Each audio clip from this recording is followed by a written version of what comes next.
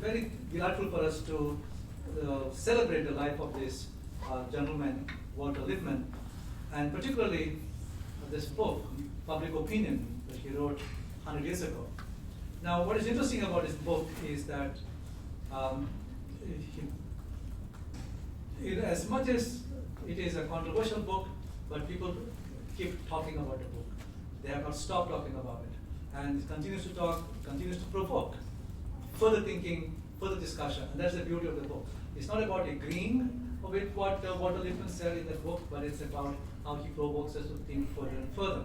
And my colleagues here will delve much deeper into it.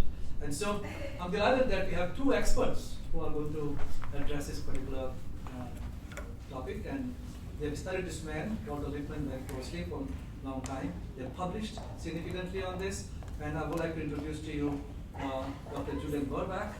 He's a associate professor at University of Hawaii, Manoa. And they've been gracious enough to join us from that much distance and time difference, along with his students as well, will be joining us in about 20 minutes or so, because of the class begins 20 minutes later. So, and by the way, this is not just a kind of a conference presentation, this is also a teaching moment. That is how we have shaped this particular symposium today. So, Dr. Gorbach is an award-winning journalist and media historian with more than 2 decades of experience. His book, and in fact I read an article of his as well, is The Notorious Ben-hacked Iconoclastic Writer and Militant Zionist. Was published by Purdue University in University Press in 2019. And he earned the National Jewish Book Award Finalist Prize for Best Biography. His article, The Non-Jewish Jew, Walter Lippmann, and Pitfalls of Journalistic Detachment, and other studies have been published in American journalism, journalism history, and journalism studies. Dr. Gorbach earned his doctorate at the Missouri School of Journalism in 2013 and worked as a journalist for many national outlets, including the Boston Globe, Boston Phoenix, Time Out New York, San Francisco Bay, Guardian, and the New Orleans Gambit. So you can imagine the kind of expertise and depth he brings in this particular discussion today.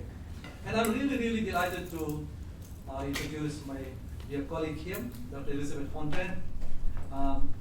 Again, another scholar who never ceases to get awards for her research, for her work, and she makes us very proud. And always, every couple of months, she gets another award. They're really delighted. So she holds a PhD in Media and Public Affairs from LSU, Manship School of Communication. A scholarship on the history of international journalism, government propaganda, military media relations, and freedom of speech during wartime has been honored with multiple awards, most recently in 2022, a Covet Award and the 2022 Michael S. Sweeney Award, and appeared in leading outlets. So you can imagine how delighted we are to have a scholar of this caliber in our midst and leading us. And so, in fact, next semester, she'll be teaching for the doctoral students in our PhD program, course on philosophy of communication. So we'll be getting to know her much more in depth in terms of intellectual caliber that she'll bring. So I'm going to, greetings also sent to our dean, Dr. Luca Iandoli, who was supposed to be here, but he's stuck in a very important meeting of the Board of Governors, and he just texted me that he will be joining us a little bit later. So I'd like to see him as well. And he sends greetings and thanks you for taking this initiative. So thank you again. I must add that last 2 days, Columbia University had a symposium, 2-day symposium on Walter Lippmann. However, they did not advertise it, and they kept it. It was a closed door kind of thing. So it's very interesting because Lippmann is very controversial. He rises people, but we're not Columbia University, we're St. John's University. We publicize it. There will be. I know that some non-St. John's people also have registered for this class who got it on Facebook and all. So thank you very much for joining us, and please get involved in discussions. The kisses left by the courtesy Dr. Fondren So that is to kind of not entice, but also provoke you to ask questions, because those pieces are helpful to think. So please think about it, okay? And just put those little papers in front of you, so please read them, get them thinking, and so I'll let it go on. Thank you so much. Dr. Elisabeth Fondren, it's all yours. Thank you so much, Dr. Montero, and it's really wonderful to see so many familiar faces here in the room, and then the names popping up on the screen. So welcome everyone. I'm really delighted that we're having this discussion at this moment. I also want to thank, as Dr. Montero said, our university for really hosting this and publicizing it. The university's journalism program always supports efforts to provide public scholarship. And so what we're doing tonight is really, as I envision it, a student-focused discussion. I will talk for about 30 minutes or so. I'll give you some background on Walter Lippmann, but then we will have Dr. Gorbach and the University of Hawaii students join us in this collaborative approach, and we will have time for questions. For those in the room, as Dr. Montero said, we've printed some of the key quotes from public opinion, and along with chocolates, hopefully each one of you can think a little bit about what do these quotes mean, how do they relate to the media environment today. So Walter Lippmann's work has often been characterized in a variety of different ways, including progressive, conservative, liberal, and realist.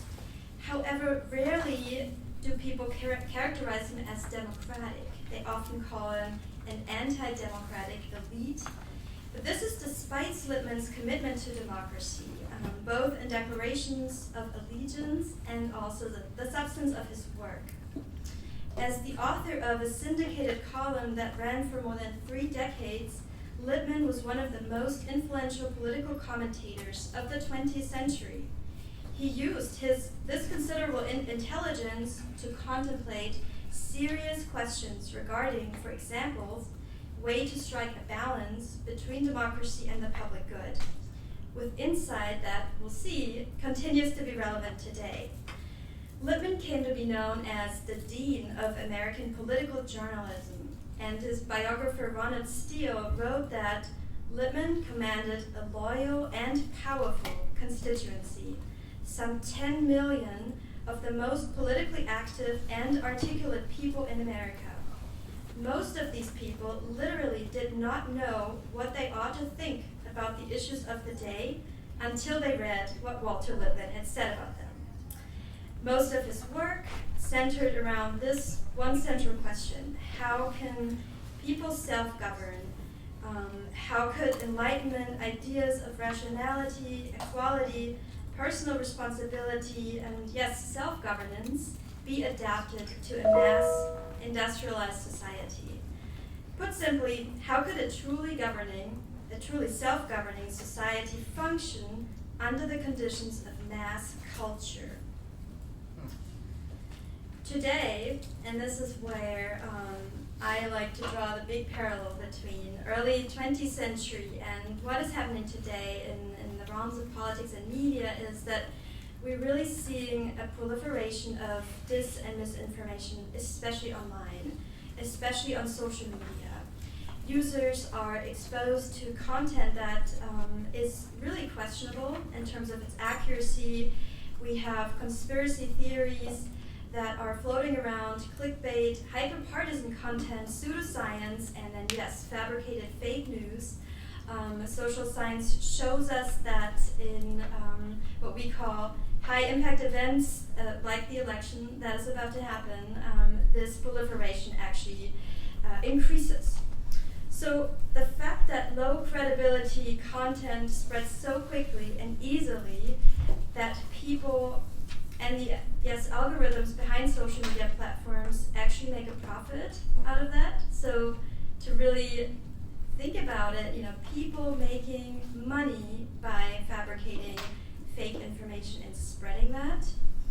We all know those spam emails and online fraud, they are lucrative, But then there's a more sinister dimension, and this is what I'm interested in specifically, which is government political propaganda, and which also yields both partisan and financial benefits. So why is discussing the function of journalism and a vital democratic press and information more important than ever? And why do we rely on Lippmann to help us really see the parallels? Lippmann was very critical of the public and the press. He advocated for the role of a representative government and the necessity of public discourse. Let me try to share my screen so you can see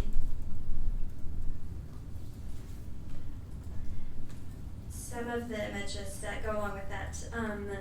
Tonight we'll look at his 1922 book, Public Opinion, but we will also, explore the different versions of Lippmann. He was a public philosopher, but he was also a controversial figure with many contradictions. First, I want to start us off a little bit with the historical background. As many of you know, in my own research, I study the history of propaganda and journalism and the tensions that arise from both of these professions. World War I really changed everything in how we think about government propaganda. We saw the birth of press offices, we saw the birth of public relations, and the 4 years from 1914 to 1918 actually were followed by even more chaos in the former Russian, Ottoman, Austro-Hungarian empires. And during this period, as I just said, information became weaponized. News became a weapon in war. So Walter Lippmann, he actually was a government propagandist during World War I. He worked for the gentleman on my left. You see Woodrow Wilson. He was the president at the time. And Lippmann actually helped Wilson draft the 14 points, which became the basis for the Paris Peace Conference. And the fact that Lippmann was a propagandist is actually nothing unusual, because during both World Wars and later the Cold War, journalists and editors willingly offered their services and expertise to the US government. Of his experience working for the War Department, Lippmann wrote, "The deliberate manufacture of opinion, both for export and for home consumption, has reached the proportion of a major industrial operation.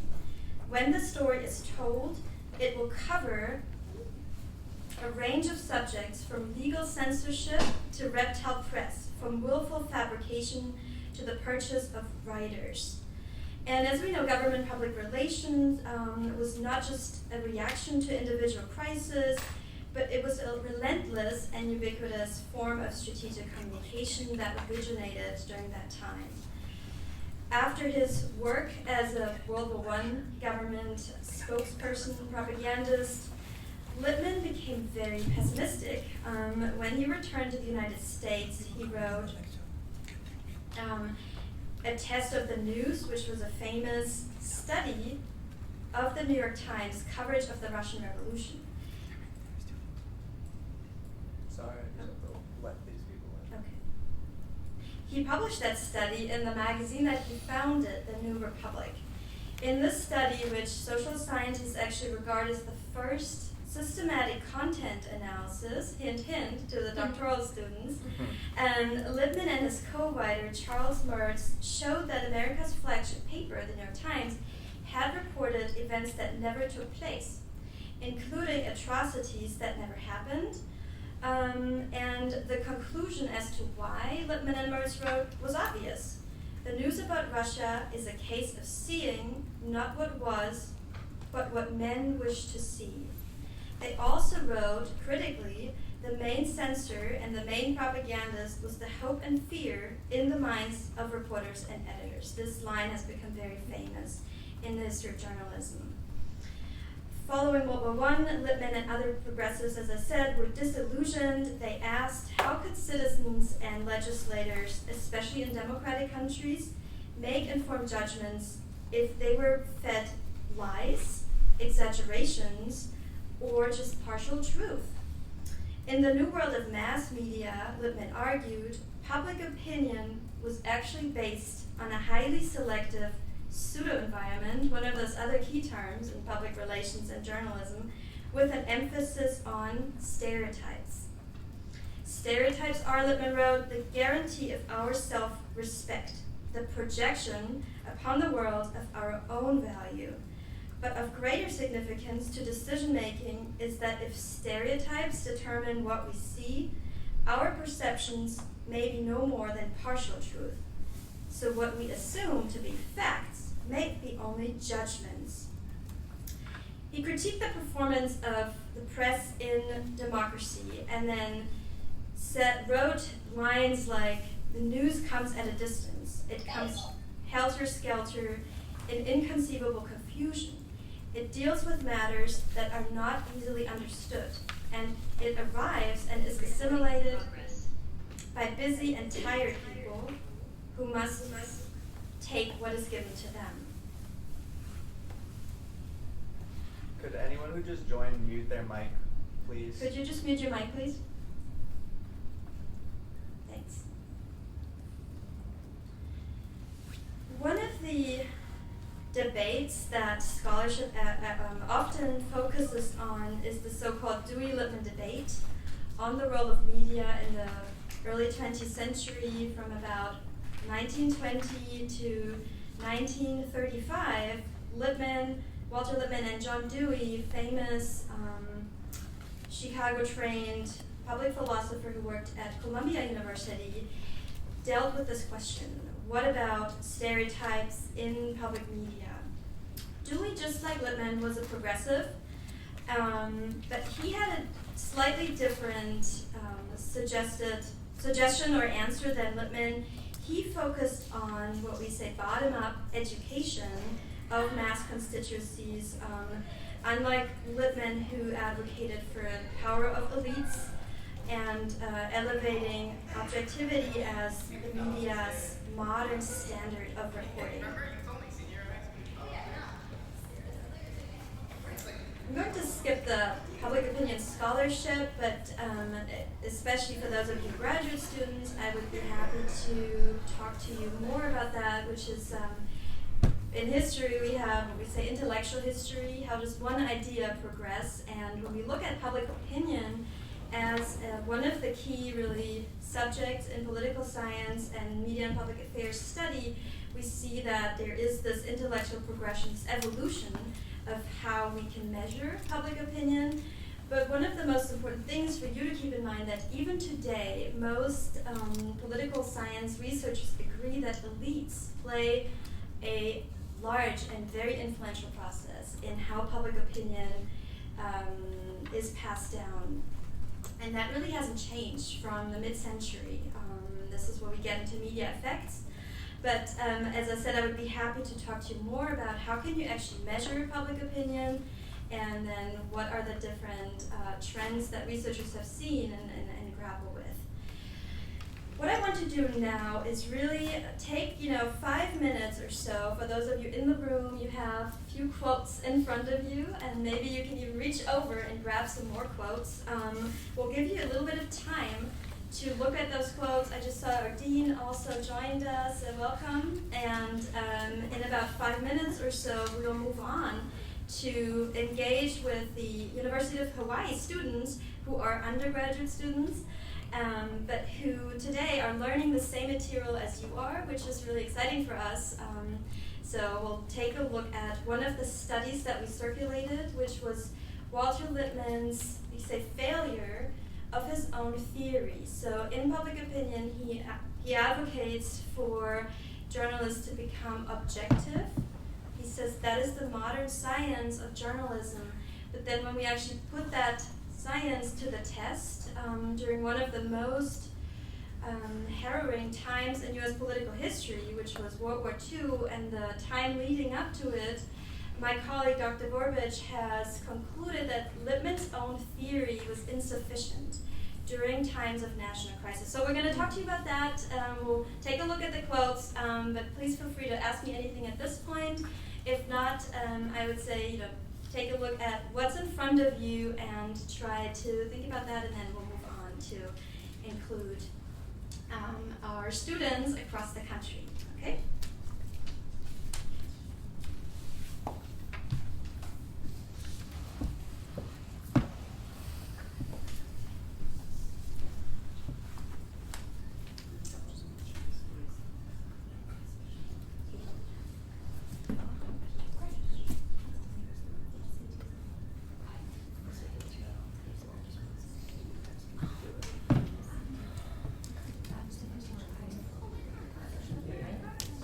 Hello. Yes. Can you hear us, Julian? Yeah. Can you hear me? Yes, perfect. Yes. You guys went quiet all of a sudden. I was in the middle of some housekeeping. Yes. I'm like, We can set this up now. He wants to Yes, request a screen share. I'm a little person on your screen, I guess. Am I tiny little? Why don't we set up the screen share now? And the way we would do it is that you request to share your screen, okay? Okay. Do we want to? Okay. So, well, I have a PowerPoint up, but maybe you want me to share that right now? If I share, we're gonna have a big PowerPoint up. You guys give a few minutes Okay. before my students are supposed to be here. Okay, we're still waiting. And so maybe I should ask your students to Let's do just look at some of the quotes, Yes, perfect. and I think I could share those on the screen, Let's do and that. come up with really difficult questions that my students can't answer. Okay, everyone. So Dr. Gorbach is suggesting that while his class, they're still joining the room, they're also having an in-person class, so this makes it even more exciting for us, right? We're kind of in 3 dimensions, virtual, in-person in New York, and in-person in Manoa. He would like for you all to, especially because there's so many graduate students, he would like for you all to actually, yes, think about the quotes, but then think about a way that you can engage with students who might know a little bit less than you about what is the role of communication, right? What is the maybe normative function that we expect from the press or journalism? So just a couple of discussion questions that we can then, circulate to them and hopefully get a nice conversation started. Okay, thank you. So I would say just, you can help our students understand some of this, because you guys are a little bit ahead of us. We've jumped ahead and we're following things in our media history class chronologically. And so these guys jumped ahead from, they were just learning about what's called the yellow press, which if you don't know anything about news, was the big battle between William Randolph Hearst and Joseph Pulitzer. They were just getting their heads around that when I threw this Walter Lippmann stuff at them. So they're going to be wrestling with the whole World War I, Great War era of media. And what you could maybe ask them questions about, and we can all talk about, is what does manufacturing consent mean? When Walter Lippmann asks about liberty in the news, what does he mean by that? So if you guys feel like you have a head start on some of the answers, maybe you can come up with some of the questions. And as you can see, I've shared my Google Doc, which is just a bunch of Walter Lippmann quotes. These first ones are from, so the book is called Liberty in the News, this first book before he put out Public Opinion. And the first part of that book is called The Test of the News. All these first page quotes are from a test of the news. And then this second part here is from his essays that he wrote for the Atlantic called Liberty in the News. And there's a question of what did he mean by liberty? This is where he introduces the phrase manufacturing consent. So if my folks are coming into class and getting organized, maybe look over some of these quotes, see what you understand or what maybe you have questions about yourselves, and we'll try and come up with some hardball, fastball, curveball questions for my students who are pretty smart. If you guys are grad students and they've just been they're jumping 20 years ahead. So there's a lot that happened in the 20 years that they haven't really had an opportunity to really learn about how news changed. We're going to have to help them. Yes, very, very good. And I just wanted to add, we have a number of students actually from the Press and Politics class, and students from the International Reporting class, and international students. So this idea of, for each and one of you to think about what does it mean, manufacturing consent, and how does it relate to what I just said about the proliferation of, on the one hand, government propaganda, censorship, on the other hand, people becoming consumers of this mass media environment. Okay, so manufacturing consent. There's a famous thinker, of course, who actually claimed claimed that trope. Maybe some of you know who it is too. So we'll look forward to hearing kind of your thoughts on this first question. So you guys, I'm going to share, just so you have it handy, some emails that I'll have, or I'll just send one email, but I'll have links to this, like a bunch of quotes from Lippmann. And I have PowerPoints and I'll throw them up and I'll kind of guide us through, but if you guys can shift back and forth, because I don't like to just, and you guys over at St. John's, as you know this too, I don't like to just talk students' ears off. It's better if you're doing some active learning and you guys are coming up with the answers here. Although I do talk to ears off. Has a question. I think we have our first answer question. Oh, you have your first question? Yeah. Okay, well, wait, hold on. These guys need to have the Google Docs in front of them. So let me email it first. But that's good. Just hold your fire. Let me get them access to the Google Docs, and then you guys can start asking questions, and then I'll come in with kind of an introduction for them once I get a chance here. Or once you guys give me a chance. So y'all, let me email you. Maybe you ask the question, well, this will take a second. What's the question? Yes. So, I don't know if it's really in regards to what you mentioned about manufacturing consent, but in regards to my quote that I'm reading, so Lippmann said that when men act on the principle of intelligence, they go out to find the facts and to make their wisdom. And when they ignore it, they go inside themselves and find only what is there.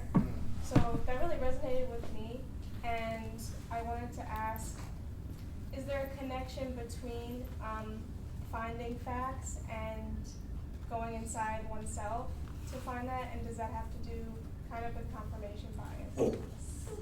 Julien, were you able to hear that at all? No, so how about, I don't know, we totally not. But that's all right. Can you maybe repeat it for us, Elizabeth? So the question is, how can one find a public opinion or a perspective within themselves, and how does that have to do with confirmation bias? So the process of looking internally to find a certain truth, how is that related to what we know is confirmation bias in news, in what is the role really of outsourcing this fact-searching mission? Was that? Yeah. That's a lot. You guys want to try and take that on? They're talking about the line between subjective judgments and what's personal responsibility too, and what's the role of the journalist. So maybe talk about how you see that relevant playing out today. We're just about to hit an election. A lot of people feel democracy is on the line. So this question of what you feel personally as an individual, as a citizen or whatever, and what the news is responsible for persuasion or public opinion is really a major issue. So what do you guys think? Us as a journalist or us as a citizen? Well, how about take on you as a journalist? Do you feel like you're a journalist? I mean, you're a journalism major? Yeah.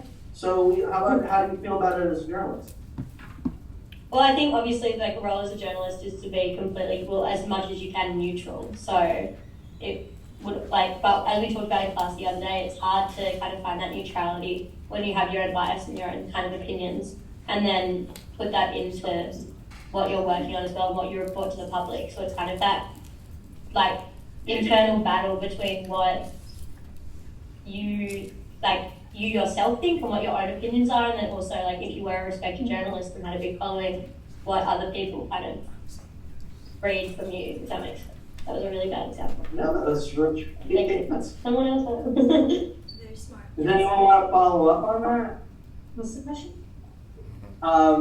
The question was, Elizabeth, you want to? Yeah, the question was. I want to like, play game operator until he misinterpret it. But my understanding is, the student was asking, where is the line between personal responsibility and interpreting the news for yourself, and maybe the responsibilities of the journalist and what they're responsible for doing?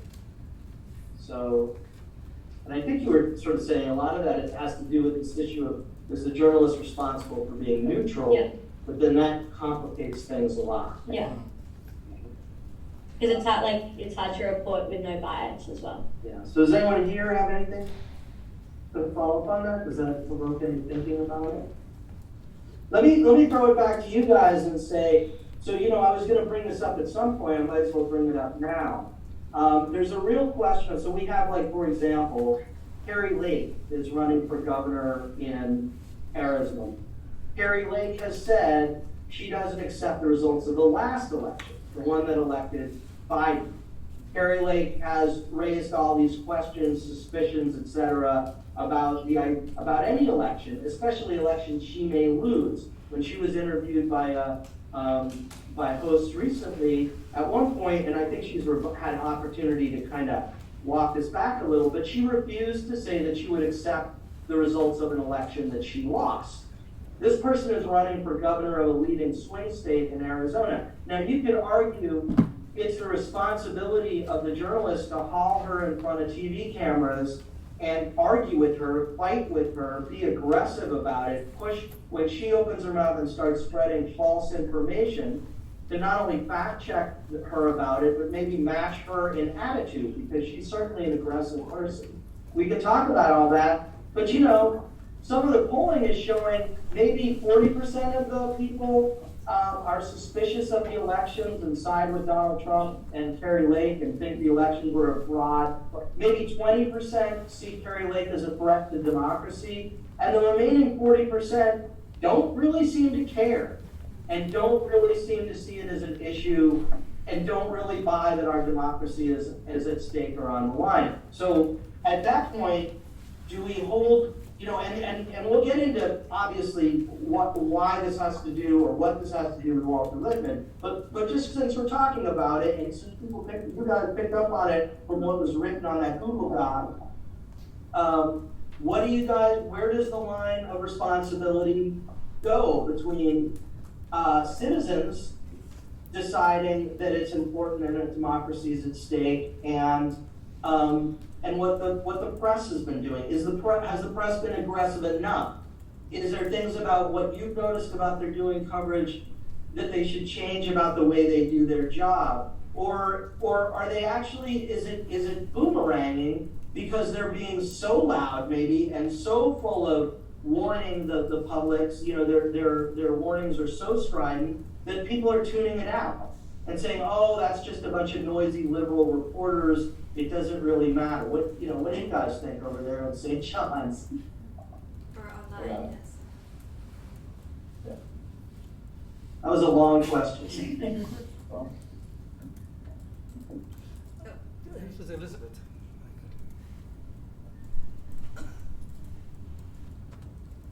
No. Go ahead, Eva. Okay.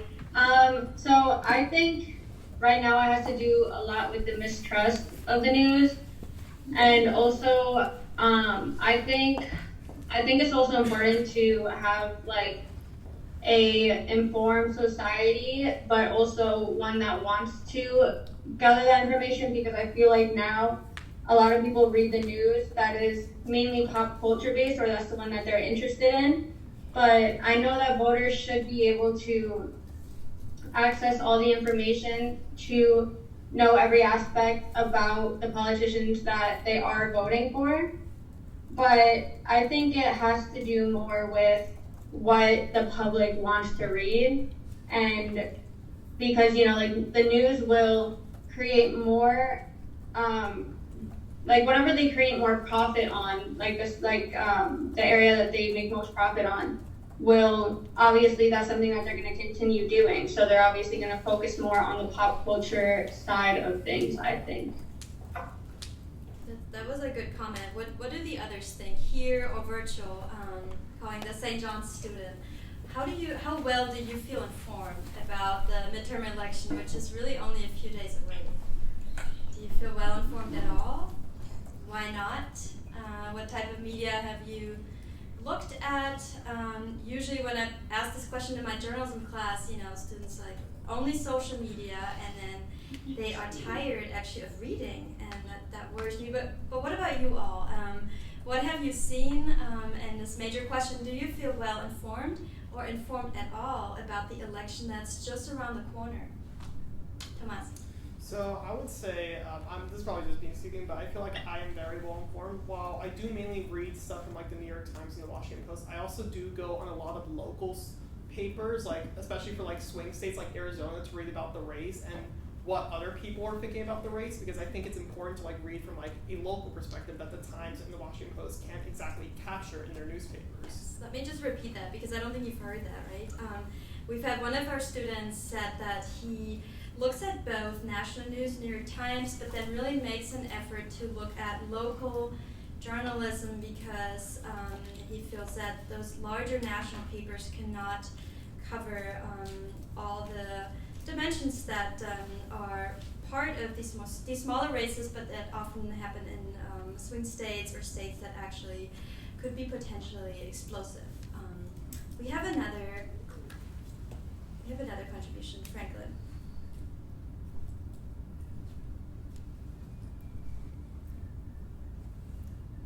Unmute, Franklin. Can you unmute yourself, Franklin? Okay. Go ahead. Can you hear us? No. But you can repeat, if you guys could repeat what they're saying. Okay. We're trying to get a student up, but I guess. He is unmuted. Okay, let's move to the next student. Carmen, you had a question. Well, I don't have a question, but I have a comment. I'm a PhD student at St. John's, and when you mentioned midterm elections, I think I've made it a point of not looking at any of the media my way regarding elections, because I want to see how insulated I could get from the midterm elections, and I found that I have no information whatsoever on the midterm elections unless it's like political slips that are sent by mail to my house, which I think is very interesting. And then in terms of public opinion, there's this really great Washington Post series about TikTok and how the only thing that gets people's reaction on the internet is rage, right? Like how people use emotion, and in particular this emotion of rage and anger, to get people's attention. And I think it's really sad that in this era, and I'm sure back in Walter Lippmann's it was pretty much the same thing, but now we see it so magnified. This idea that the only thing that we can focus on is, when there's an outcry or, when there's a problem to be solved. In reality, we should be working on these problems and have our political awareness even when there's not an election. Yes.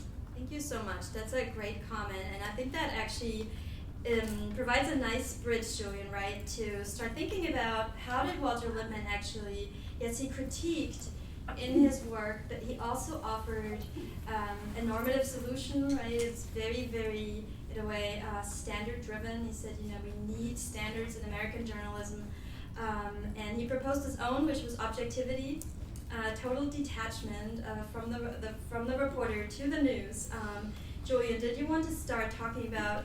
Yeah, so I can kind of give at this point an introduction. I've just been struggling this whole time with Elisabeth. I'm having the same problem you did of you're seeing my note or my presenter view and not my slide.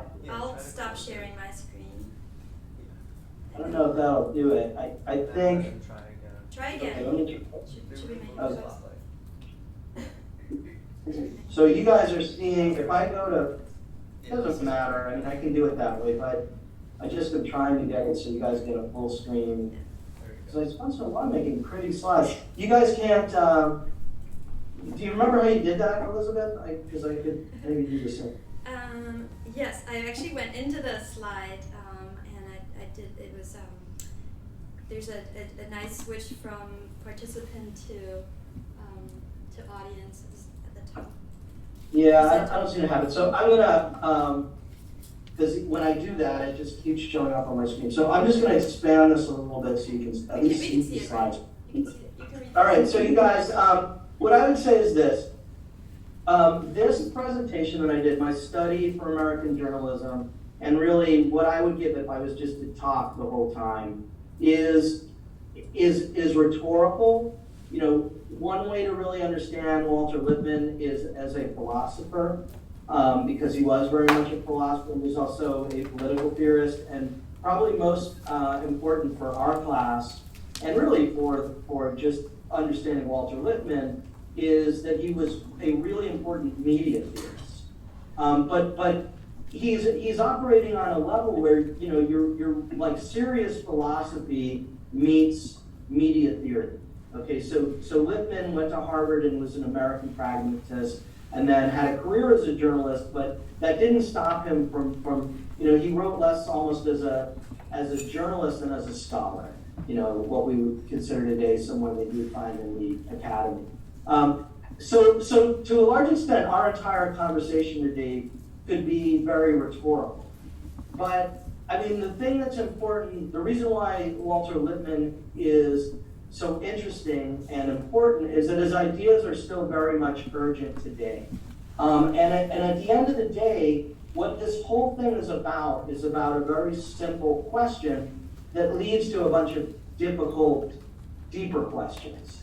And the simple question is, how does a reporter do his or her job? What are the professional standards for a reporter? So this is why the word objectivity got introduced in the 1920s, right?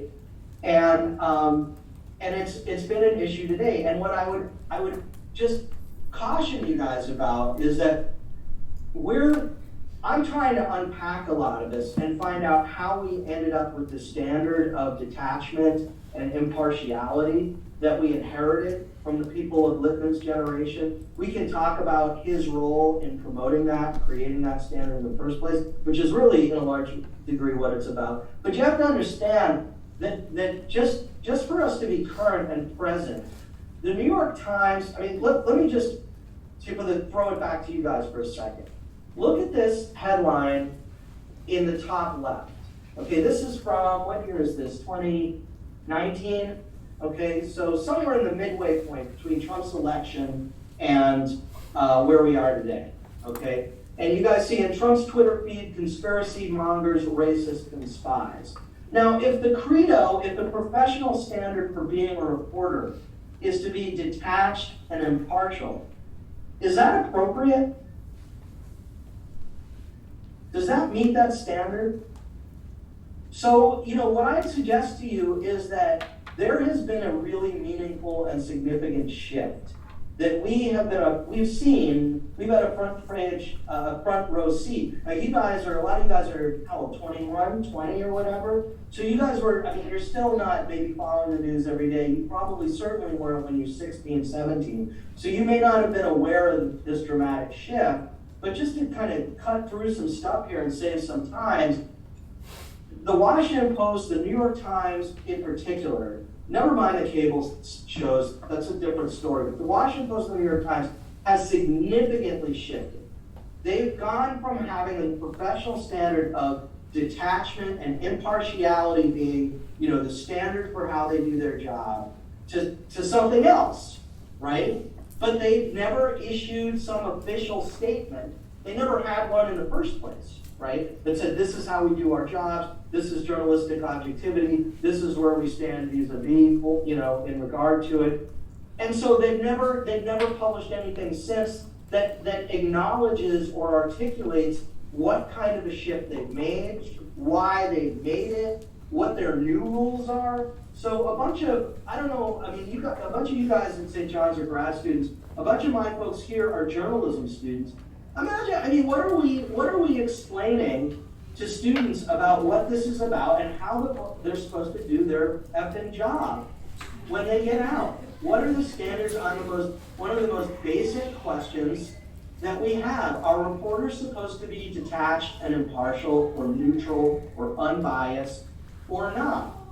If so, why? How does that work in the real world, in the day-to-day stuff we're saying? And if not, then what are we accepting as an alternative? And why is Lippmann important in that? Let me just talk for a few minutes further, and then I'm going to try and find the soonest opportunity to throw this back to you guys and start unpacking the quotes from Lippmann in the Google Doc and talking about those, okay? But just to begin, so I'm going to save some time. I thought about playing you guys a soundbite from State of the Union from last weekend, where I think it was Dana Bash is the journalist interviewing Carrie Lake, who's the one running for governor. By the way, a former news person herself, was on the television news, very charismatic figure.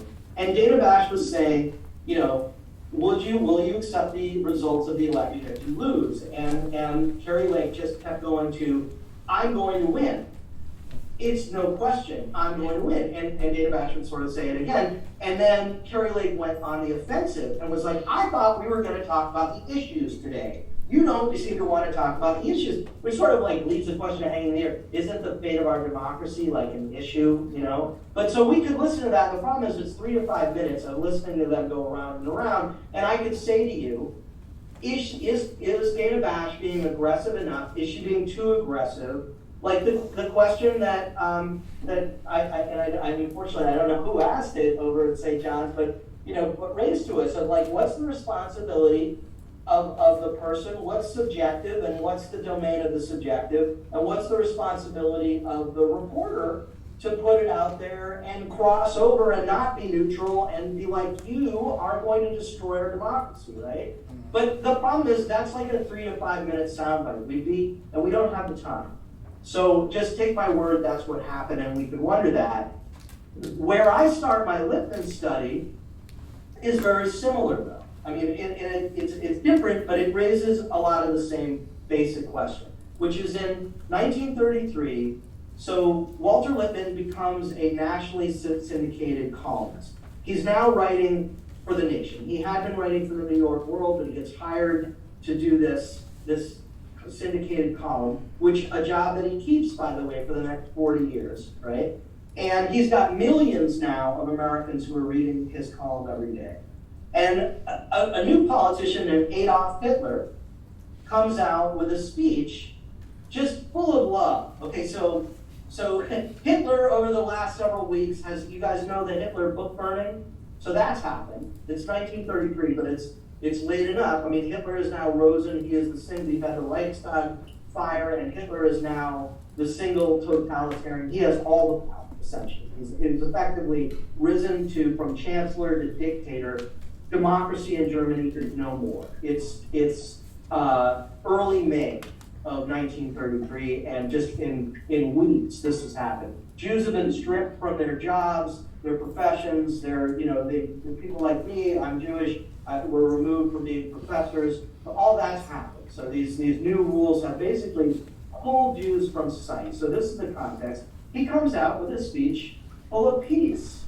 He's referring to the Treaty of Versailles, which was, considered very punitive and harsh at the end of Germany losing World War I. The Germans had hated it, was particularly bad or difficult for Germans with the beginning of the Depression. And Hitler essentially says, we need to go, this Treaty of Versailles to go away, but we want to find a peaceful solution with the rest of the world. We're offering an olive branch. So what does Walter Lippmann do? Now, we can look at the facts on the ground. We know the book burnings happen. We know this incredible incendiary thing is happening with the Jews being, ghettoized and stripped of just removed from society in this incredibly terrifying way. And Lippmann says, let's take the opportunity for peace that Adolf Hitler is giving here. Let's be fair-minded about it. Okay, and let's acknowledge when Hitler does something right. He gives a very statesman-like address. That's what Lippmann calls it in his column. And he raises the question. And as far as the German people are concerned, and you guys can see it on my slide, would you judge the French by the reign of terror? Or Americans? Would you condemn all Americans by lynchings? Or the Protestants? Would you blame all Protestants for the Ku Klux Klan? And then he adds this as a little dig. Or would you judge all the Jews by their parvenus? Does anyone, I mean, I'm sure there are people in the audience here who don't know what the hell a parvenu is. So a parvenu is, you guys ever heard, let me throw another word you wouldn't know, nouveau riche? People who get money very fast. And then we see them and we say, oh look, aren't they tacky, right? They've got new flashy cars. They're tacky, right, about their money. And parvenus are people who rise fast in society and are kind of gross. And so he's saying, well, wouldn't we judge all Jews by their parvenus? So what I suggest is, Walter Lippmann is a Jew himself. And he writes this article praising Adolf Hitler. And it's not so early that Hitler hasn't had time to do the book burning across Germany or to boot all Jews out of all of their professions, right, and leave them stripped of their jobs. And yet, he writes this. And moreover, I would add, you guys all know, and I don't know if you grad students know this because I don't know what you study, but certainly you guys have heard me talk many times about Michael Schutzen, right? So Michael Schutzen is a really important media historian. His most important book was a book about objectivity that he wrote called Discovering the News, in which he suggests, and this is interesting, and this is really part of what we're saying, he's not saying that by the 1920s, all media bosses, editors, publishers, reporters were saying, oh, you have to do just the facts and be detached and impartial and be unbiased. What actually he says is that by the 1920s, because of the experience of World War I, people were already beginning to get skeptical about the idea that that reporters or anybody was capable of being fact-based and journalistic, because there had been so much propaganda, and we could talk about what had happened during the war, but that's a whole study in itself, right? But things had changed because of a world war and the birth of the public relations industry, the ability to massage messages. And so what Schutzen was really saying in Discovering the News is people began to articulate this concept of objectivity just at a moment in society when we were beginning to question whether it was even possible to be objective. So it's a bit of a complicated question. But having said that, he says if anybody was a wise and forceful spokesman for explaining what objective reporting is and why it was important to be impartial and detached and unbiased, it would be Walter Lippmann. And so I just noticed, okay, let's look at the historical record. Walter Lippmann kind of gets his, excuse the expression, but gets his butt in a crack by putting out this column about Adolf Hitler in the early 30s, especially as a Jew. How many of you guys think that other Jews, American Jews, reacted to his column by going, oh, okay, that seems like a pretty fair reading of Adolf Hitler? How many of you guys think it is? What? Probably the majority were towards Hitler because he's anti-Jew. Yeah, but what do you think of other American Jews? They're against it, but there might have been some that were for it. It's kind of similar to like, so maybe he's like going for like a shock factor to make his point seem more viable because he's Jewish himself, so he's kind of. You'd think he was just doing it for shock value. Yeah. Right? Like that's what we'd see in the media today. Do you guys think he was doing this for shock value in 1933? I don't think so. I think he was trying to, in a way, like challenge other people to like analyze even further about the situation rather than relying on like one side of the story to look at the other side, which I think is really inappropriate. And I do think that the majority of American Jews responded really like negatively about it and was upset. I think it says so in your article too. Somebody was quoting that it seemed like Lippmann, he just made it sound like it was the Jews' fault of their own downfall. And it didn't get the point across of what Lippmann was trying to do. Yeah, so can you guys hear my students over there? Yeah, Yeah. we can. Actually, Julien, may I interrupt you just for a second? We have a question or comment from actually one of our professors here. Dr. Mark, would you like to unmute yourself? Yeah, can you hear me? Yeah. Oh, good. That's what I want to hear. All right. So I'm listening with great interest to the way that you're describing Lippmann's analysis of the events of this time. I do believe that one of the mistakes that we make, I think, Elisabeth, you would probably have the best senses I could imagine, is that we tend to judge or categorize the behavior of people through the lens of what has happened after they did what they did. And that clouds significantly the way we actually interpret their actions and behaviors. In other words, we're looking at, for example, Lippmann's analysis of, let's say, the Nazi state, but we're looking at it having known about what would happen in World War II and not having like that basic innocence that Lippmann had in 1932 as well. And so I think that this is one of the major problems that I think we need to face, and this is really something that we discuss in different ways in research methods, is how do we overcome the bias of the knowledge of history?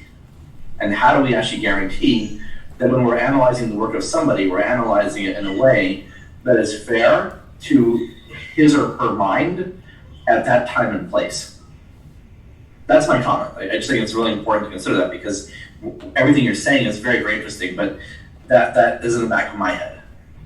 So one of the things that's fascinating, first of all, I'm sorry, what's your name? Just call me Professor Mark. It makes life easier. Okay.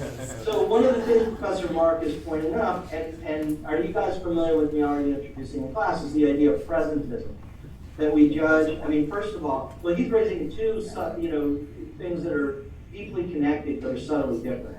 One is that we judge somebody by either the standards of today or by the way that we talk about and think about things today. Another is that we know things that happened that they couldn't have known happened, right? So Deborah Lipstadt has her book about the media coverage of the Holocaust is called Beyond Belief. And that term itself is suggesting that for so much of the public, the idea that a modern industrial society would undertake an organized, what's called the final solution to the Jewish question, a massive genocidal campaign that would end up involving train systems and ovens and crematorium, the gas chambers and all the rest. This was beyond the this was so unprecedented in history, and was so beyond the imagination of people then that we have to be very careful when we talk about how people understood, especially in 1933, right at the beginning of Hitler's rise, right? Having said that, one of the things I quote in my study is Felix Frankfurter in real time saying to Lippmann, "Are you nuts?" And it ending their relationship, their friendship, which is a very deep and long-standing friendship, right? And you had people like, and different people come to different aspects of this realization at different times, right? Rabbi Stephen Wise is someone who is out going crazy trying to agitate by 1933, 1934 to stop Hitler. He's like the major liberal Jewish leader in America, right? By the 40s, and in retrospect, he's seen as someone who ended up being very soft on what he pushed the American government to do to try and save the Jews. My book about Ben Hecht is about someone who wrote a short story called The Little Candle, which if you read it, it is an incredibly vivid and horrifying blow-by-blow. It's a short story, but it's one that he published right on the eve of Kristallnacht, which was 1938.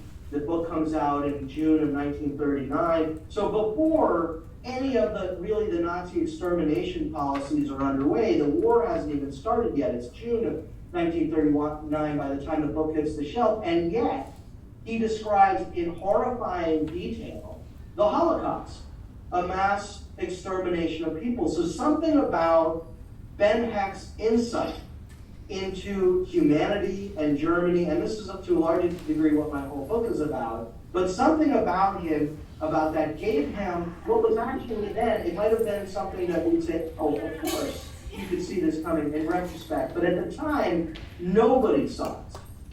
So yes, absolutely, we have to take into account Lippmann's like what he knew in hindsight, right? But it still raises what I thought was an important question of like, and thank you, by the way, for like adding that level of complexity, because that's all embroiled in this. But it does raise this question of, you know, he, to some extent, he was making a deliberate rhetorical effort, as Christian points out, right? That he's trying to be fair-minded.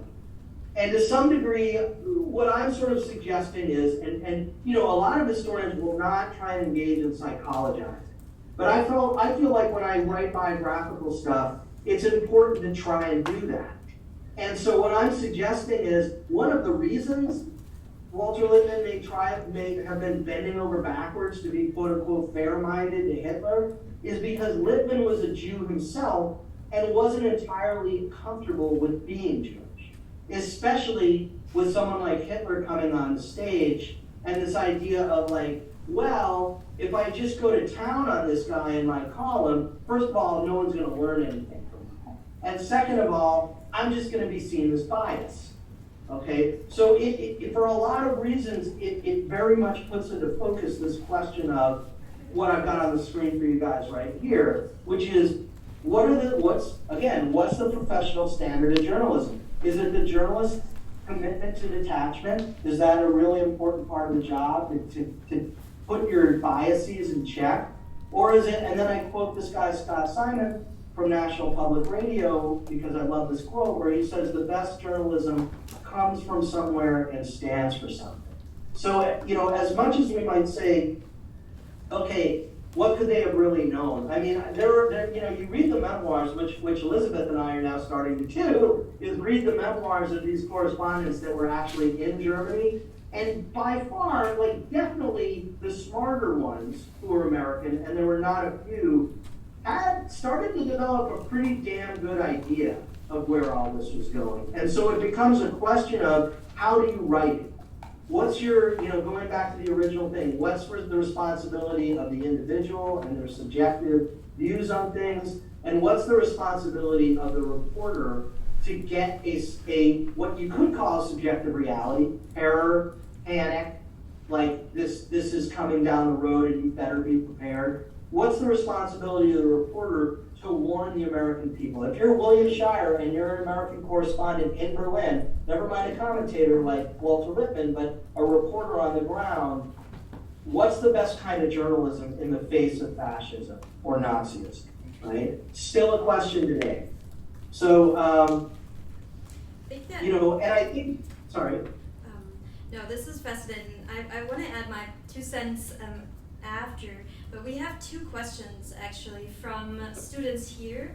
Would you prefer to hear them now or move on and then we open up? Okay, yes, go ahead. Okay. Good evening, Professor. Thank you so much. My name is Andrew. I'm a student at St. John's University, and I have a couple of questions that are kind of threaded through everything we've discussed so far.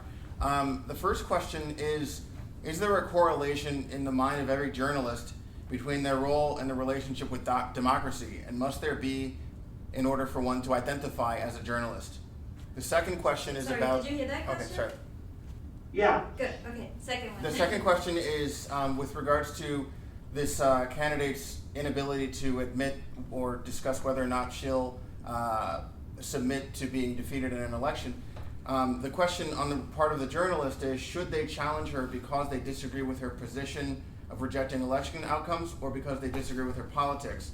And how would they challenge her without succumbing to some sort of political bias in that process?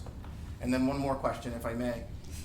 Regarding the perspective of Lippmann of Hitler as a statesman, and how do you harness the positive aspects of a strategy like that without compromising your own values to support your own political agenda? And I say that because, from my perspective, there's no denying that someone like Donald Trump was a master politician as it pertains to his ability to use the media to his both political and financial objective. And my question, advantage, and is it wrong for a quote unquote responsible journalist to acknowledge that? That's a great question. Do you want to answer them all by yourself, or do you want to circulate them to your students? What's your preference? Well, I give a partial answer to the first one, and then absolutely not. I think the rest of you guys should come up with answers. And you know, part of it is not just would have or should have, but what's most effective? What do you think makes the most sense for a society? What's the best thing for journalism, and more importantly, what's the best thing for, you know, for the public, right? And but to partially answer your first question, and then there's a lot there with the rest of it, which I think we should unpack. I just would point you guys to Jay Rosen, who's argued that, now he is a big one, I'd say an objectivity skeptic, who's a professor at, I believe he's still at NYU, you know, and he's a great media scholar, and he was on this subject before Donald Trump came along. He's been talking about this a long time. And what he suggested is that there are certain things that journalists should have a bias about. I tried to say to you guys in class, you know, and I try to confine myself to it too, like, okay, I have a bias, like I said to you guys last Thursday, I have a bias for democracy. I get that from Jay Rosen, who's argued that reporters should have a bias in America, and they should have a pro-democratic bias. And that should be clear, at a minimum. And we could talk about other biases they maybe would or should have. But he argues, and I'm not sure I agree with him on this, is that you saw a sea change among the American press corps when January 6th happened. And that all of a sudden the press is very different in how they handle it. That this was seen as a call to arms. I think he's vastly overstating the case. I don't see like an identifiable change in the American press corps when January 6th happened. But that's as much as I want to answer now. There's a lot there. Do we want to kind of? Let's wait. And I just wanted to add, this is something that I mean, you are the expert on U.S. political culture, media culture, but I observe internationally that press cultures are actually very different.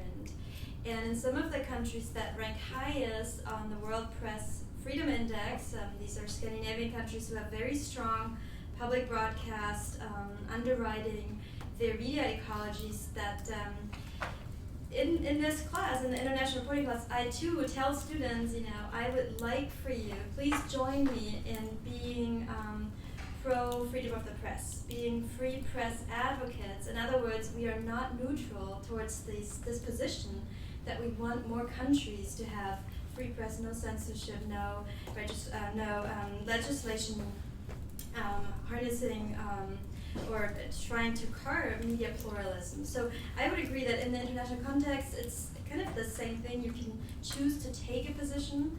I would also say from my own background in journalism, different cultures report differently on politics. So in the German and French political culture, it's very much expected for journalists to take a political stance. People buy newspapers based on what party or what agenda journalists write about and support. And this is very different from US media and especially objectivity. So that's just my 2 cents, but why don't we move on and kind of, you know, collect that bigger question about you know, what about the strength of this theory of objectivity, even during times of national crisis? Would you agree, Julien, that we can answer that a little bit more? Yeah, I'd like to hear the student. I mean, we can keep getting deeper and deeper into Lippmann. We really haven't gotten that far into what he himself said. On the other hand, one of the great values of Lippmann and why he's important to talk about in class is because he raised these questions. And so if we do nothing else in the hour or so we have together, then talk about this stuff. I don't consider that time ill spent. Thank you. Professor Mark? We have another question from the room, and then let's go to Mark, okay? Please. I'm sorry to be maybe part of my friends will be bored what I'm going to say because all the time I'm repeating myself. I think we are jumping a little bit ahead because we're speaking about objective. And I think objective is a big word. So if in my perspective, that we are storytellers and we have narratives, so the objective is not one ruler. So you have narrative for social communities or for individuals. So I think the question is what objective is the first question. So if there's no objective, there's no biases. So if you say, I want to be a free journalist, to be like you say, let's fight for something, this is your narrative, so I think this is your objective.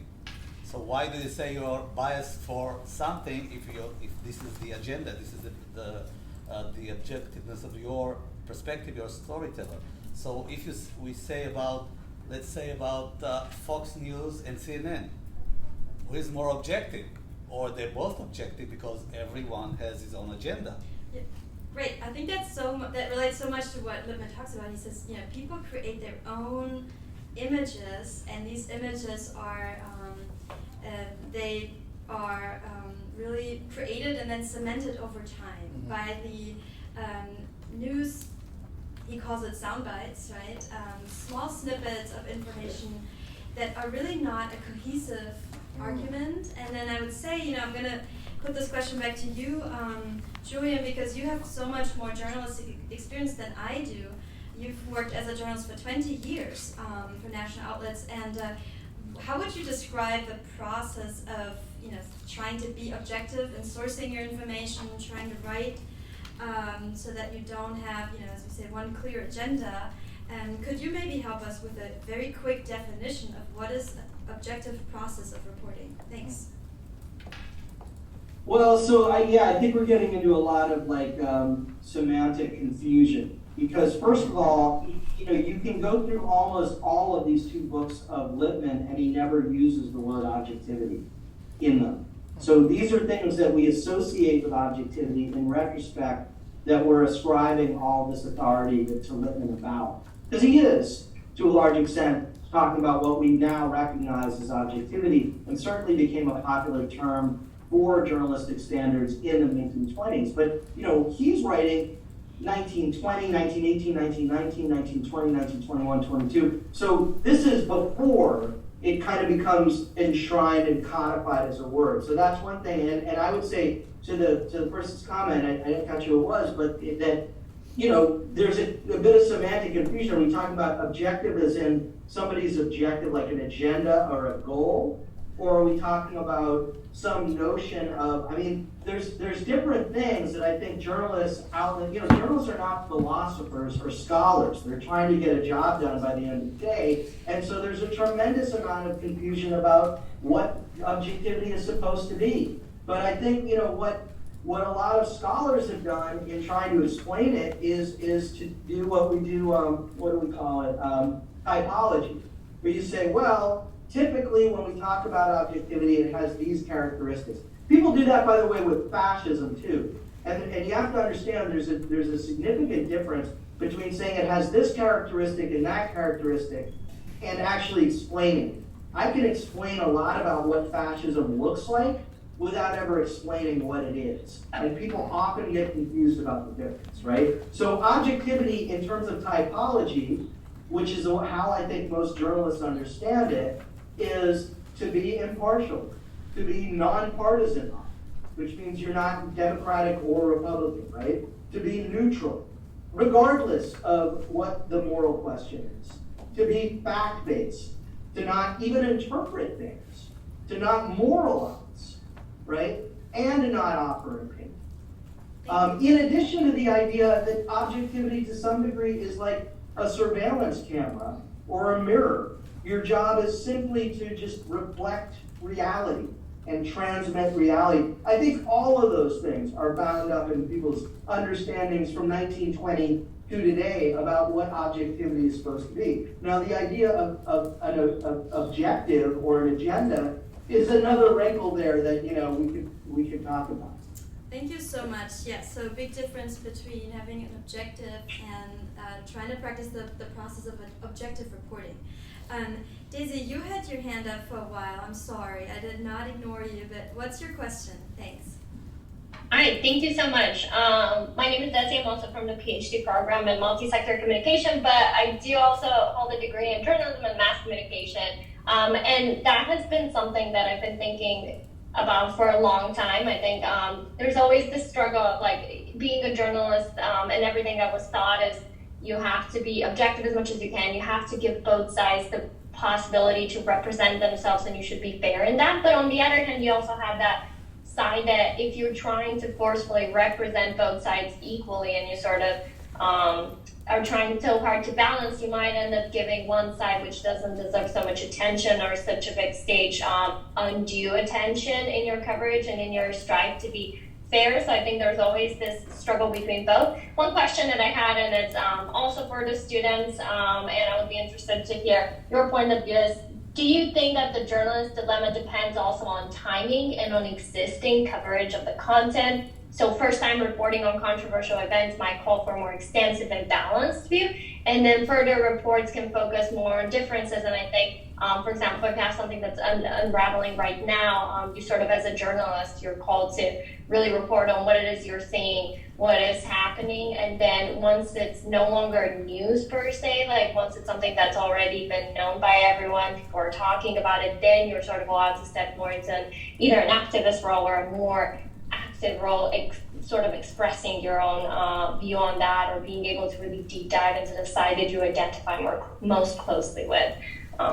Thank you. That's a really, I am thinking, I am just thinking like in terms of the question and answer, maybe we should, I know Mark's had a comment he wants to add.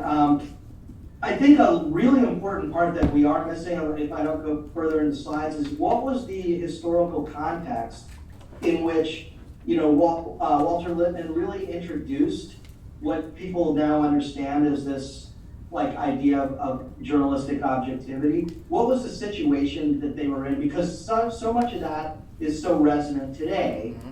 And then what problems did he run into with it himself a little bit?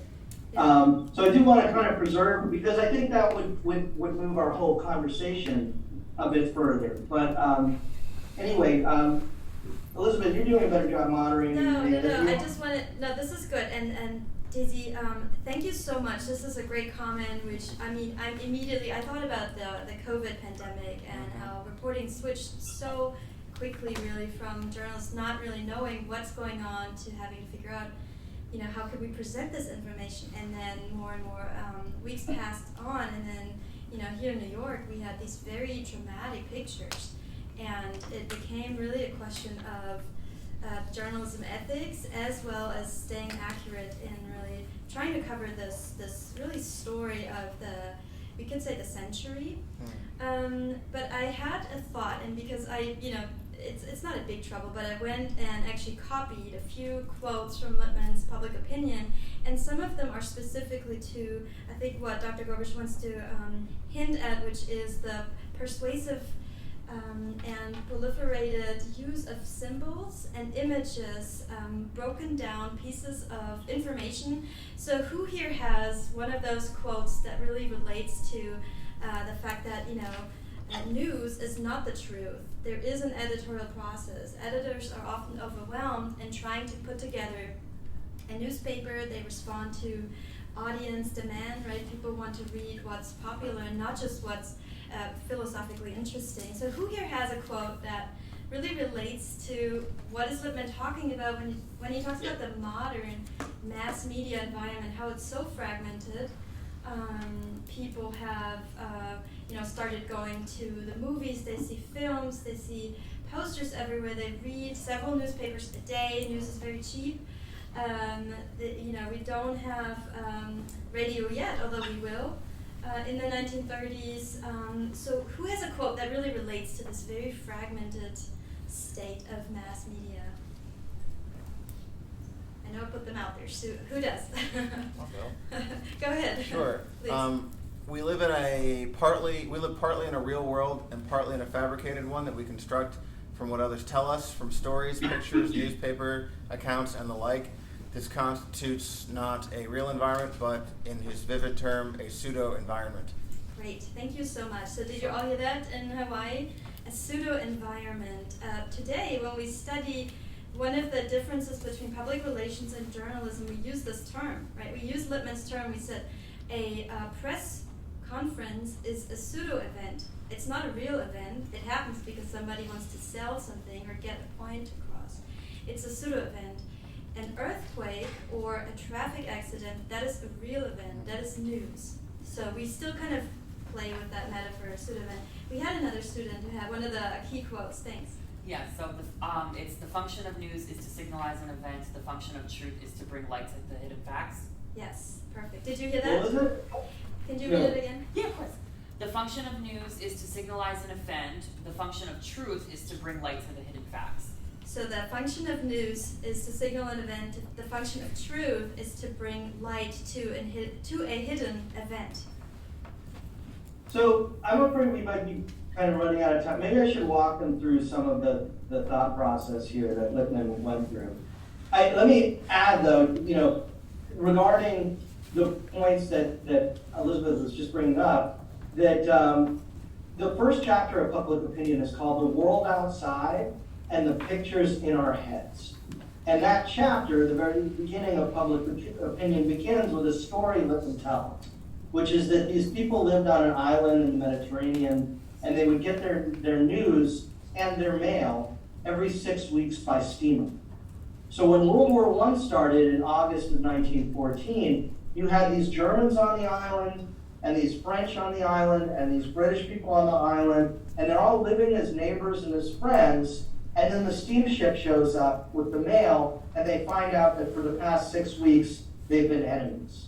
So he's illustrating the difference between, that's the idea of the pseudo-environment, that we live in a world that the media creates for us, which is a scary concept, right?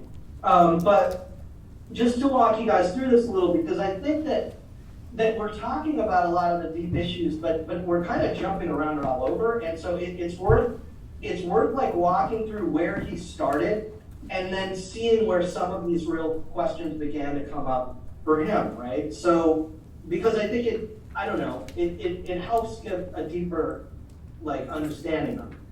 So I put this biographical stuff here. Let me just jump into what happens with him when he writes Liberty News, which is that he's a journalist.